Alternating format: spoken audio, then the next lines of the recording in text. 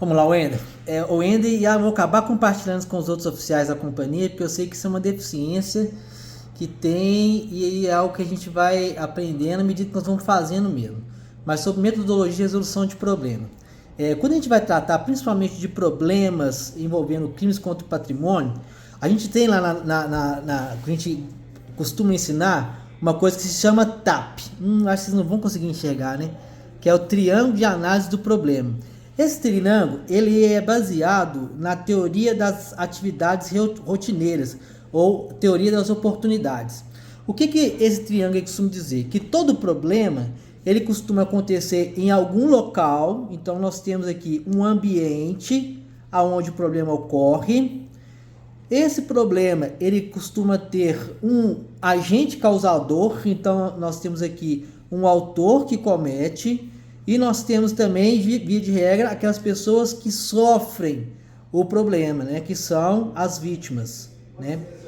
O que a teoria ela fala, né? Que a confluência no tempo e no espaço desses três elementos, né? Um alvo disponível, um autor motivado e uma vítima em potencial, um ambiente favorável, são os elementos que proporcionam a ocorrência do crime dentro do crime tipo como patrimônio. Então, nós temos também, pensando já numa visão mais sistêmica, entendendo que a polícia ela atua sempre de forma na resolução dos problemas, a capacidade de resposta da polícia ela é limitada, então nós temos que pensar também quais são competências de outros órgãos. Então, competência de outros órgãos. E nós temos também a nossa própria visão, o que nós como polícia podemos fazer, né? Ou onde nós podemos estar falhando, ou qual a estratégia nós podemos estar deixando de tomar que tem contribuído para que o problema aconteça. Então, aqui, ó, esses elementos aqui, ó, ambiente, autor, vítima, né? Outros órgãos e a polícia, são esses elementos aqui, ó, que nós chamamos de preceitos primários. Vou colocar aqui preceitos primários para análise das causas. Análise das causas dos problemas. Então, o que nós vamos fazer? Quando a gente for fazer uma análise de causa e efeito, nós vamos pegar esses preceitos primários e tentar relacionar a cada preceito primário preceitos secundários, que são fatores que se relacionam aos preceitos primários que podem contribuir para que aconteça o problema. Então, quando nós vamos construir um diagrama de causa e efeito, ou diagrama de espinha de peixe, né? Igual eu vi lá que foi construído lá, nós vamos colocar no eixo principal o primeiro problema que nós estamos tentando resolver. No nosso caso aqui, Wender, nós vamos colocar aqui o problema de furtos, ou para ser um pouco mais abrangente, na verdade, vamos colocar aqui crimes contra o patrimônio no Eldorado. Então, crimes contra o patrimônio. Sendo que o nosso foco principal são os furtos, ocorrência de furtos, né? E aí, quando a gente constrói aquelas espinhas lá que a gente fala, né? Diagrama de causa e efeito, né? As espinhas de peixe, o que nós vamos colocar aqui? Nas pontas das espinhas, nós vamos colocar os preceitos primários. Então, aqui, ó, eu vou colocar o ambiente. Vou colocar aqui vítima. Vou colocar aqui autor. Vou colocar aqui a polícia militar, né? Vou colocar a PM. E vou colocar também outros órgãos, que foi o que nós citamos aqui. Então, tem aqui ambiente, vítima, autor, polícia, outros órgãos. E o nosso efeito que nós vamos analisar, que é o crime contra o patrimônio na região do seu setor que você está olhando. E aí, nós temos que pensar agora, e aí sim, existem várias ferramentas que nós poderíamos adotar através das nossas ferramentas de estatística, nossa análise qualitativa e quantitativa dos boletins de ocorrência, através de questionário que nós vamos aplicar.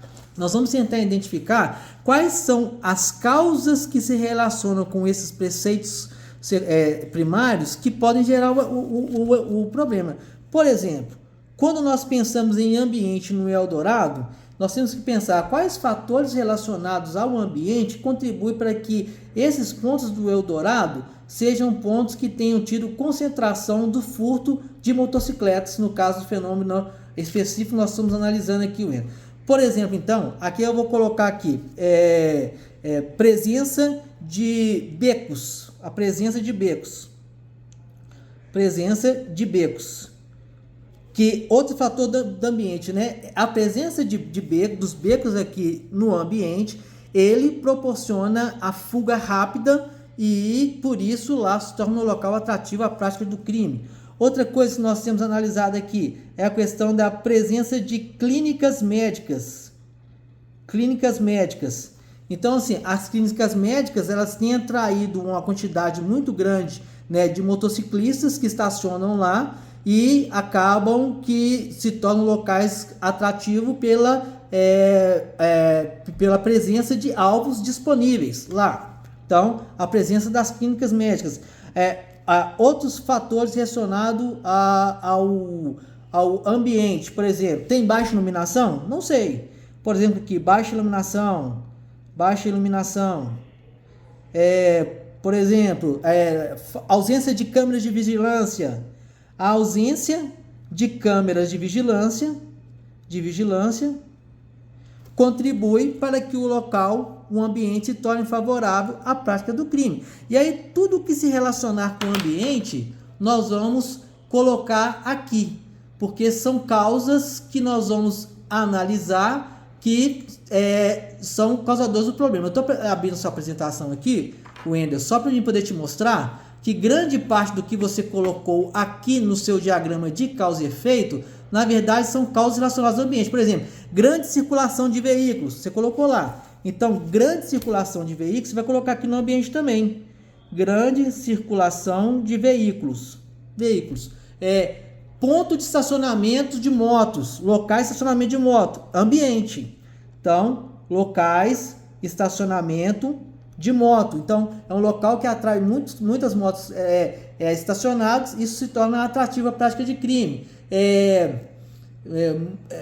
Locais com concentração de moradores em situação de rua. Será que sim? Pode ser. Então, concentração de moradores em situação de rua. Isso é uma causa relacionada ao ambiente. Vigilância deficiente, eu coloquei aqui ausência de câmera.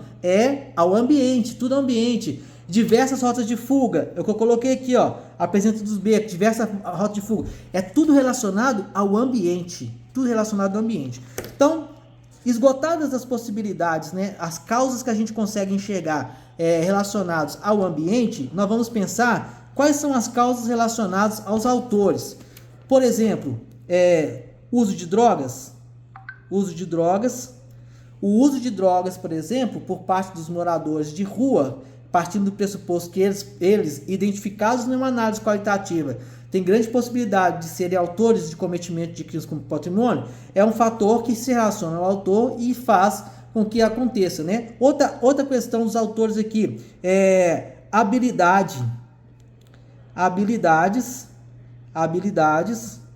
porque eles têm uma habilidade tanto de conhecimento de chegar e conseguir furtar uma moto num tempo rápido, ou a habilidade de romper obstáculos. No caso, nós tivemos da Soudier lá, né, foi furtada 2 vezes consecutivas para o indivíduo que rompeu o obstáculo. Então, isso aí é algo relacionado ao indivíduo, né? Então, ao autor. O autor são pessoas que possuem habilidade.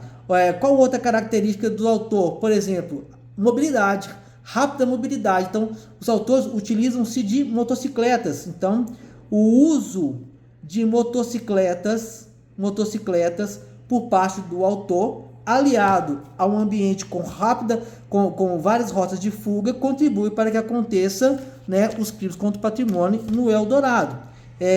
Outras coisas que podem se relacionar com o autor, por exemplo, aqui, o valor,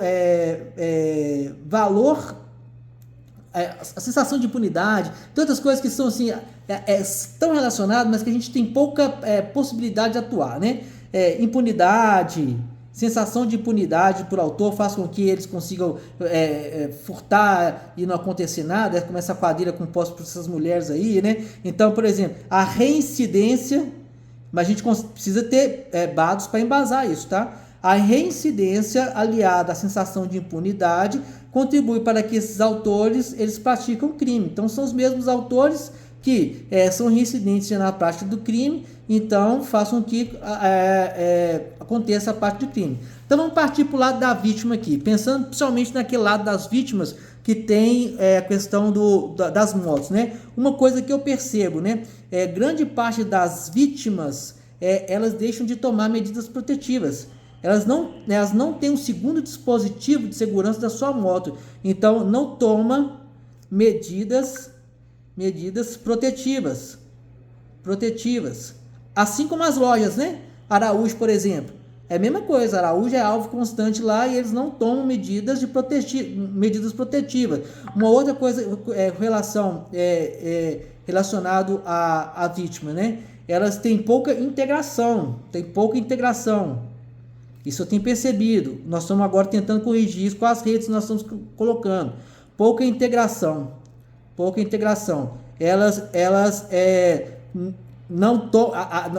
As vítimas também, que eu tenho percebido aqui, elas não têm conhecimento do risco. As vítimas desconhecem os riscos. Porque, para mim, o cara que tem uma CG 160 ou uma XRE para ali naquela região do Eldorado e não coloca uma tranca auxiliar, não coloca um dispositivo, é desconhecimento do risco. Então, isso faz com que elas negligenciem, e o fato de elas serem negligentes em relação a isso, faz com que elas se tornem vítimas de crime aqui também. Então, sim. Então, só estou sinalizando. Então, já relacionei que todos os casos relacionados com a vítima. E a Polícia Militar? Tem alguma coisa que relaciona a nossa estratégia? Tem. Por exemplo, é o que nós estamos tentando corrigir. A polícia, ela tem pouca articulação comunitária na região central. Então, essa pouca articulação, é o que nós estamos tentando corrigir. Essa pouca articulação, ela dificulta a elaboração de estratégias conjuntas que possam prevenir a prática desse crime, né? Pouca articulação, inclusive institucional. Nós temos pouca articulação institucional aqui, né? Então, pouca articulação institucional. Tem outros fatores que, por exemplo, efetivo. Nosso efetivo tem sido empregado da melhor forma. Nós estamos empregando nossos recursos nos horários de maior incidência criminal. Os cartões programas estão sendo atualizados, né? Então, isso são todas causas que podem se relacionar à nossa atuação policial, que precisam ter lastros, né, nos dados que a gente consegue mapear, e através disso a gente consegue fazer uma contramedida visando a resolução do problema. Os outros órgãos, né? Então, tem articulação com os outros órgãos, por exemplo, né? Nós estamos tentando corrigir agora a ação de comando, né? A Transcom, né? Não tem câmeras de vigilância com sistema aéreos, então não possui investimento em tecnologia, enfim, guarda municipal, por exemplo, né? Tem coisas que podem ter apoio da guarda municipal, ter a atuação dele. Polícia Civil, de alguma forma a Polícia Civil, alguma ação ela poderia tomar para que isso não aconteça mais. Então, beleza. Então, aqui nós conseguimos colocar aqui, então, quais são os fatores secundários que se relacionam aos fatores primários, tendo como base, né, a teoria das atividades rotineiras, o triângulo de análise do problema e o diagrama de Chikawa, né? Agora, qual que é o exercício que precisa ser feito? Para cada causa que foi relacionada aqui, essa causa relacionada ao ambiente, essa causa relacionada à vítima, essa causa relacionada com a polícia, essa causa relacionada aqui com outros órgãos, essa causa relacionada com o autor, nós vamos analisar essas possíveis causas que têm causado um problema E a partir dessa análise das causas, nós vamos utilizar uma ferramenta que se chama 5W2H, que também é conhecido como um plano de ação. Um plano de ação. Então, considerando as causas, o que nós vamos fazer, né? Como nós vamos fazer, quando nós vamos fazer, quem será o responsável, e esse quem, quanto mais personalizado, melhor. Fulano de tal vai ser responsável por essa ação. Quem, como, quando, quem. Isso tem algum custo? Quanto isso vai custar?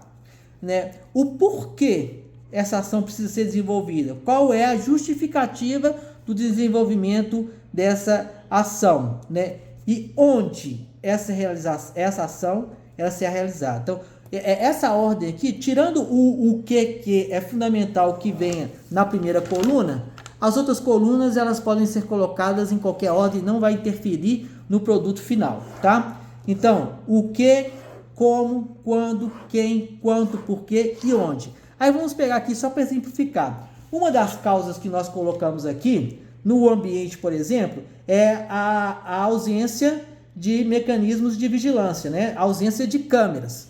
Então, o que nós podemos fazer com relação a isso?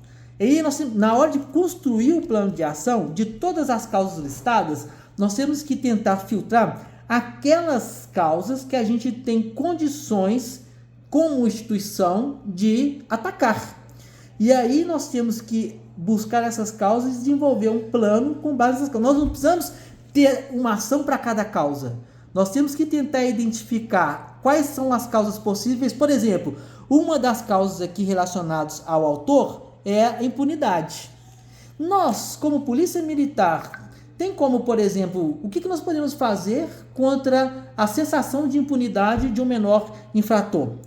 Vou mudar a legislação? Vou enrijecer? Vou obrigar a eles ficarem internados? Então não tem. Né? Então o que a gente pode fazer com relação a isso? Né? Não, mas vamos buscar as outras causas. Né? Nós não precisamos...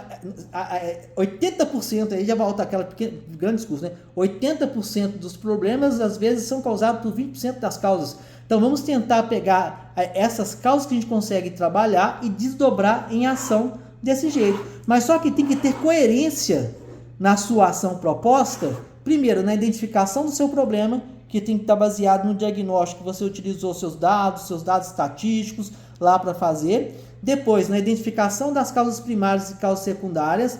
E depois você vai ter que fazer um filtro dessas causas secundárias aqui. E com base nessas causas secundárias, tentar propor uma ação, né, um plano de ação que atenda a 3 critérios específicos. Né? O primeiro critério de necessidade. Então, sim, é necessário fazer isso? É necessário. Viabilidade. Para mim, é viável a execução dessa ação? É. E outro ponto, execuibilidade. Então, se você, ao construir o seu plano, ele tem lastro nos dados que você coletou, né? Ele tem uma lógica dentro das causas possíveis do problema, e você propõe uma ação que seja necessária, viável e execuível, você pode colocar no seu plano.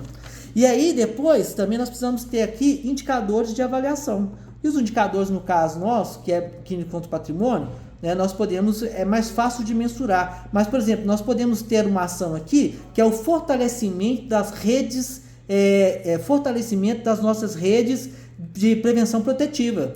Através da rede de comércio, através das redes de vizinho, uma ampliação das redes de proteção preventiva, ou nós podemos ter uma outra ação aqui, que seja a ampliação das câmeras de vigilância através da parceria público-privada.